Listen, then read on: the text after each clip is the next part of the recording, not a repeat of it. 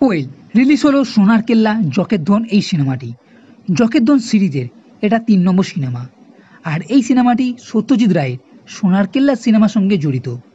আর সেটা হচ্ছে সেই ছোট ছেলে মুকুলকে নিয়ে, যে জাতিস্বর মানে পুনর্জন্মের কথা জানে, কিন্তু এই সিনেমাতে সেই ছোট মুকুল এখন বড় হয়ে গেছে। তো পরমগত কোয়েল গৌরব অভিনীত এই সিনেমাটি কেমন হলো আর গল্পটা কেমন তৈরি করেছে সেটা জেনে নেওয়া যাক। সিনেমার প্রথমটা বেশ ভালোই হয়েছে, একটা জমাট রহস্য দানা বেঁধেছে, একটা ফাইট সিন, মুকুলের পুনর্জন্ম, আর একটা পরশ পাথর যেটা দিয়ে যে কোনো জিনিসকে সোনা করা যাবে। এই সব জিনিস প্রথম থেকেই বেশ জমিয়ে রাখবে। পরপর এমন কিছু ঘটনা, একটা নকশা, সব কিছু সোনার কেল্লার দিকে ইঙ্গিত দিচ্ছে।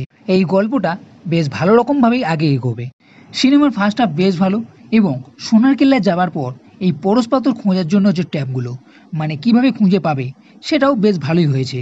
ও সেকেন্ড হাফেও বেশ কিছু টুইস্ট আপনি এখানে দেখতে পাবেন, সেগুলোকেও ভালো বলবো। বিশেষ করে পুনর্জন্মের সঙ্গে জড়িত মুকুলকে নিয়ে, মুকুলের বংশধরকে নিয়ে।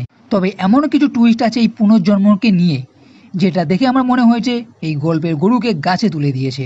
হজম করা একটু কঠিন হতে পারে, তবে টুইস্টটা ভালো নিশ্চয়ই বলবো। এখানে পুনর্জন্ম শুধু মুকুল নয়, আরও একজনেরও আছে। এর আগে বলার জন্য গল্পটাতে আর কি আছে সেটা হালকা করে বলে রাখি। এখানে গোয়েন্দা পরমব্রত, বিমল, তার সহযোগী গৌরব, কুমার ও কোয়েল হলো ডক্টর রবি। এখানে মুকুল বড় হয়ে গেছে, কলেজ স্ট্রিটে একটা বইয়ের দোকান আছে। মুকুলকে প্রথমে কেউ তাড়া করে, ও বিমল ও কুমার এসে এই মুকুলকে বাঁচায়।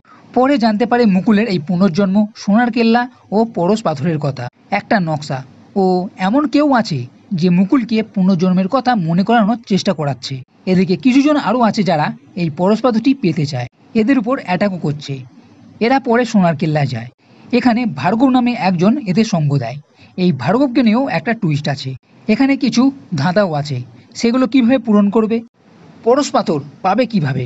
এখানে যে গ্রুপ আছে তারা অ্যাটাক করছে মুকুলের উপর, কিডন্যাপিং, ফাইট সিন, মগজাস্তের প্রয়োগ, টেলিপ্যাথির জোর, এই সব কিছু জানার জন্য দেখতে হবে এই সিনেমা সব কিছু ঠিকঠাক আছে, তবে সিনেমার ক্লাইম্যাক্স কিছুটা আন্দাজ করা যায়। আর এই ক্লাইম্যাক্সেও বেশ কিছু টুইস্ট আপনার জন্য অপেক্ষা করছে।